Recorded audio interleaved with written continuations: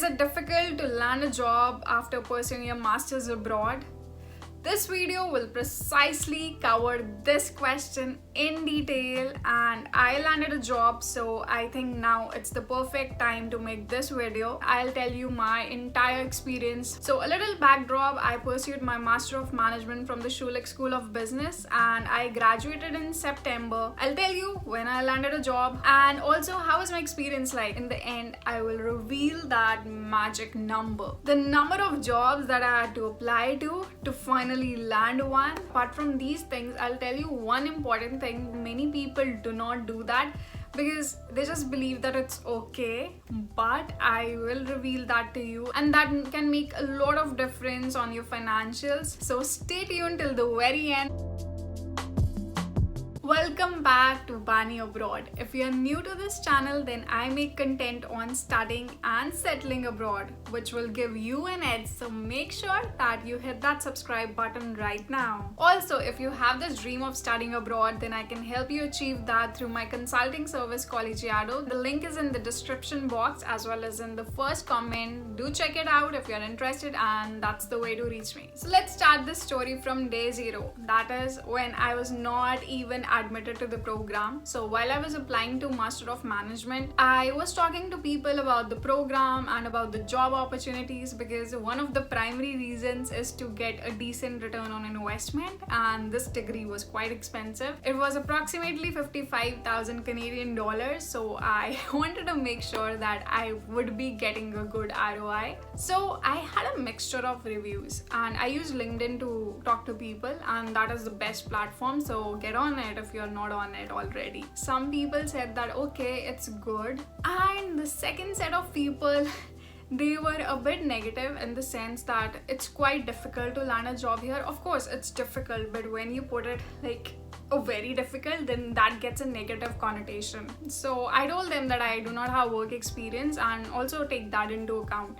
So a few people said that without work of course it would be really difficult and all of that stuff, but this program really suited me. This program was the one that I wanted to pursue. I also got into the MMSC program at Waterloo, and of course Waterloo is also really prestigious, and that was a mix of tech and business, but I had my heart set on MIM, so I, being the positive person that I am, discarded that option and went for it despite what people were saying, because it was not like everyone was saying bad reviews about it. And I thought to myself that okay, it's on me to make it work. Of course there are external factors which you can't ever control, but then that doesn't discount the fact that you have skills, you have your inherent talent, and how you present yourself during the interview, and also you know your strengths, right?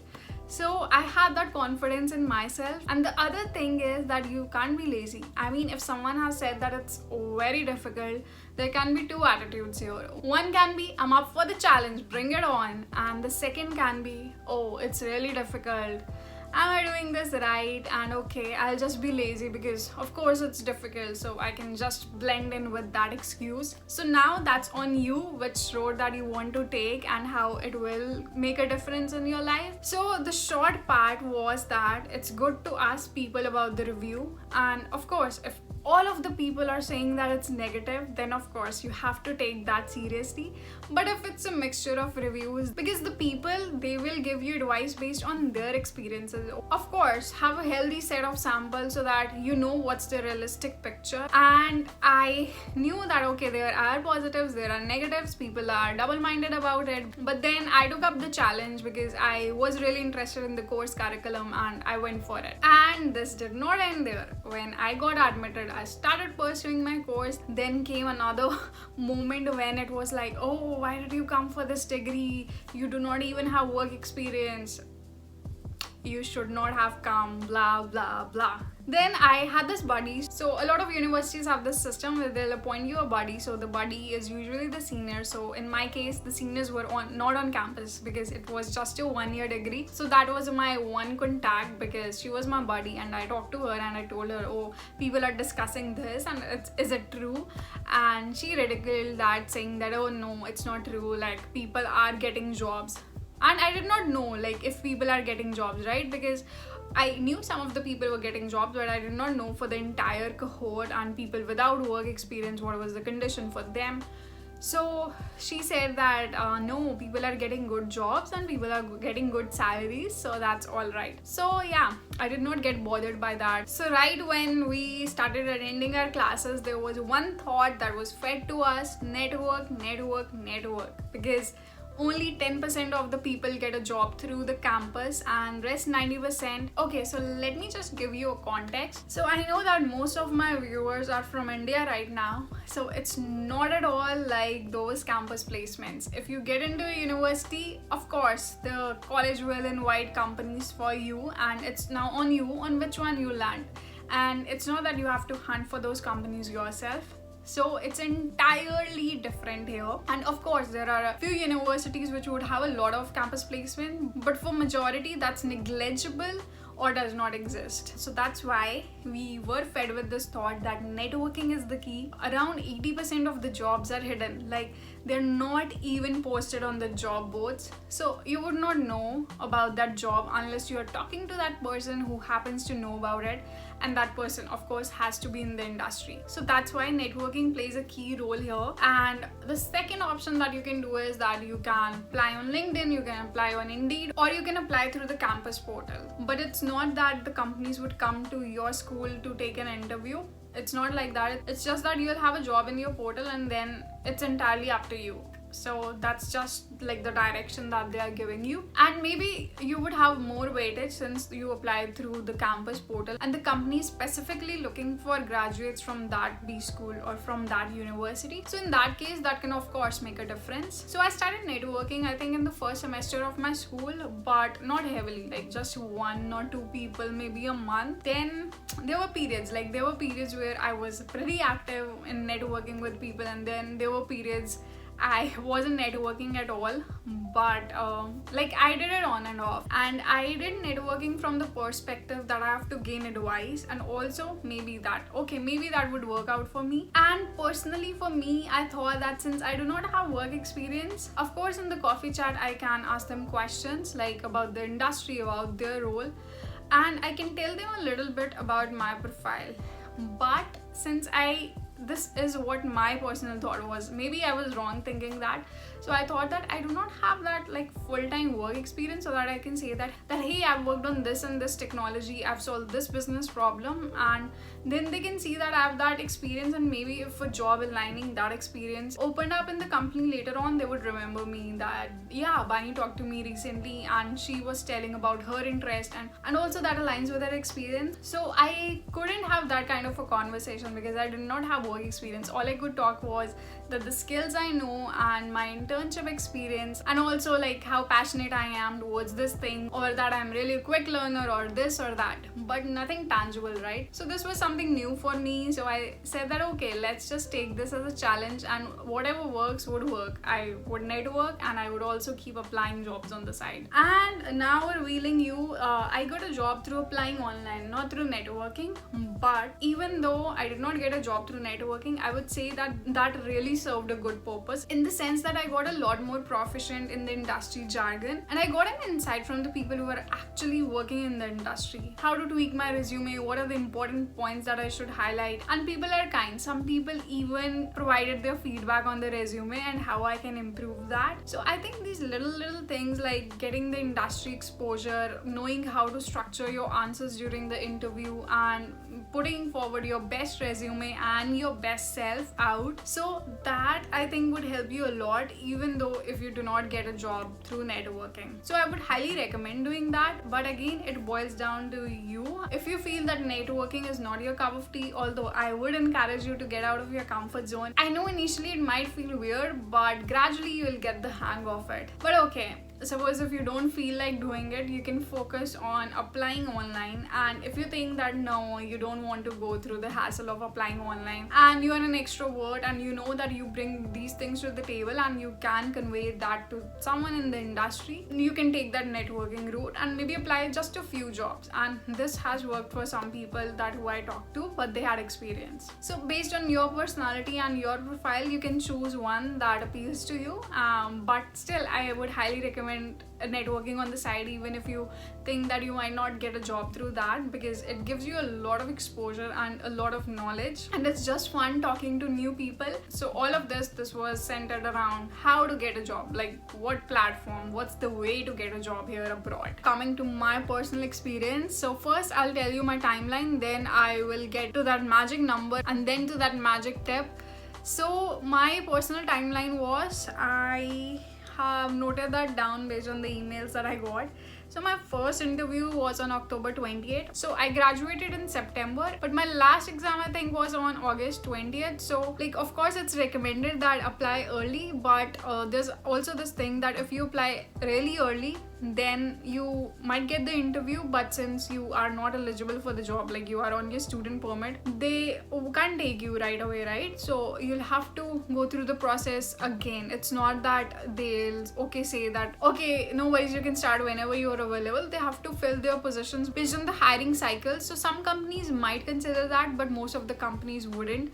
So it's also not advised that you start applying really early. Utilize that time to network. So personally for me, I think I started applying after August 20 or mid-August, like when my last exam got over. And I don't suggest that you start applying in August. I suggest that you start applying maybe a little earlier, but I'm just telling you my personal timeline. So I started applying around August 20th, and then this job that I've gotten. So the first interview email I got on October 28th. So there were 2 rounds of interview. The first interview was with the hiring manager and my future manager. So there were 2 people, and then my second interview was on November 9th. So in that interview as well, there were 2 people. So I got the result on November 10th, and I got to know that I am selected. I was really happy.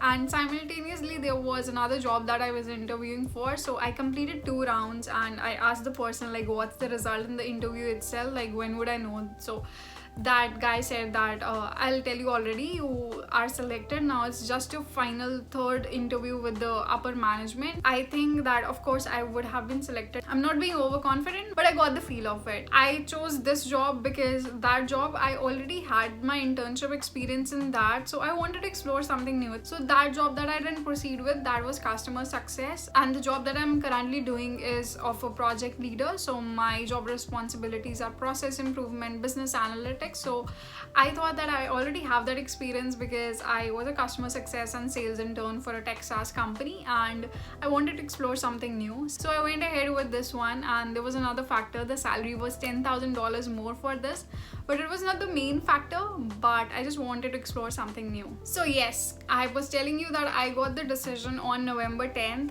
but of course, like, I was happy, but then there's this 1% thing, because sometimes it happens that because you are an international student, they'll give you the offer letter, but at the end they'll say, oh no, we can't hire you because like not the company policy, you need to be on your work permit. Because I had already applied for my work permit, but of course it takes time. So I was on my implied status, so I talked to the HR and to submit my SIN. So I told that my SIN is expiring, so I'll renew that, and for the time being I'll submit that. And I did not know that I can't renew my SIN. So I called Service Ontario. There was COVID, like you had to book appointments. So I called them, and then they said that no, you can't renew your SIN until you get your work permit. I was like, oh my god, no, don't let this happen. I didn't know this, right? And then I talked to my immigration consultant at Schulich, and she told me that it's fine, and if anything happens, I can talk to your HR. And she was really supportive, and she sent me a link that you can send this to her, that you are allowed to work and you are allowed to get paid because you're in implied status and it's perfectly legal and fine. So I sent that to her. So I was waiting for a response, and of course I was happy, but then there was this 1% thing. So I did not want to tell people like, what if 1 week later they'll say no, the job is not yours, and then so I did not disclose it at that time for this very reason, that I wasn't certain, like I wasn't 100% certain. But then everything worked out well and the HR understood, so it was all sorted. That was my experience. Apart from that, the magic number, oh god, it's big. You might get scared to hear that. I had a friend who studied in the US and then did a job there and then came here. So he told that he applied to like 500 jobs and then got one. And I was like, oh my god, no way I'm going to do that. But then personally for me, and this includes the quick applies as well, like the ones that do not take any time. So it was between 200 to 300. I had to apply to these many jobs, and I wouldn't say that I spend a lot of time on each and every application. So you can do that accordingly. You can see which one is your priority, like the jobs that you really like, the companies that are your dream companies. You can spend a lot of time on those, and the other, like maybe which you haven't even heard of, but just because you want your first job, because of course you have to get your PR as well, because this was a 1-year degree, so I had to get a job as soon as possible. So I did all sorts of things, and it's not that I applied to vague jobs, but like I applied to the jobs which I thought that okay, these would be fine, and that was 200 to 300. And for my friend also, like this approximately this was the number. And of course, like there would be a lot of quick applies, like those LinkedIn quick applies, although I do not recommend them, but like maybe like sometime you just try giving everything a shot. So that was it.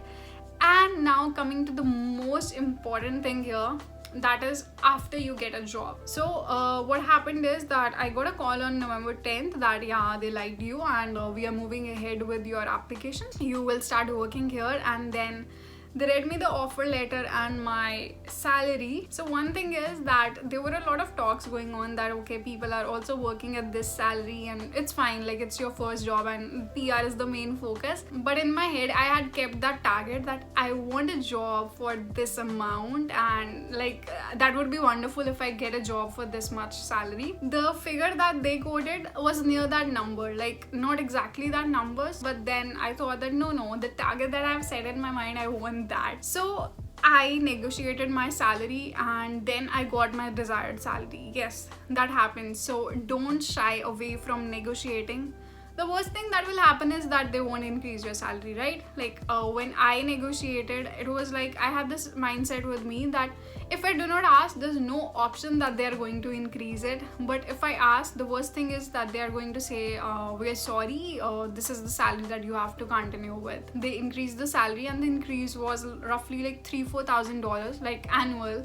So that's also a lot, right? So that's the money that gets lost if you do not ask for that. So I would highly recommend negotiating your salary if you feel that you deserve more, right? Or just maybe giving it a shot. But don't quote a number that's too high, like just out of bound, and they say, oh stupid, this person is really stupid. So have some sense in the number that you are quoting, and that can play well.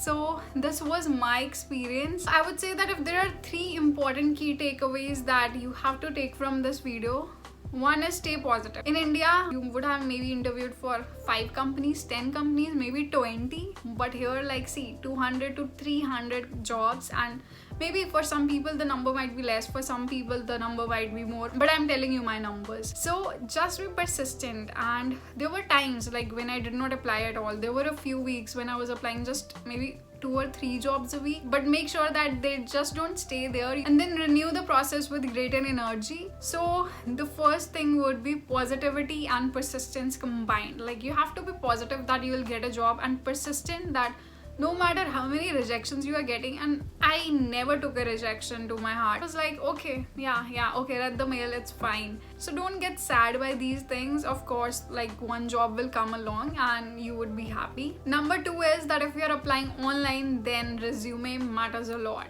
Make sure that you put your best foot forward and you talk to people. And if you're not applying online, then of course put more focus on networking with the right kind of people. And number 3 would be, when you get a job, don't be afraid to negotiate your salary. Maybe in India for like freshers, because it's just that the starting package, you can't negotiate that, but here you can negotiate that. So don't shy from that, and thank me later when you get those few thousand extra bucks and you can enjoy. So that's about it, and let me know in the comment box if you want separate videos on the interview, networking, resume, all of that. I can make that. I think this video is really long, so okay, I'll just end it. And if you liked it, then please hit the like button and subscribe to the channel, and don't forget to hit the bell icon as well. If you found this video to be valuable, then I'm pretty sure that this video would be extremely useful as well. Until my next video, take care, bye.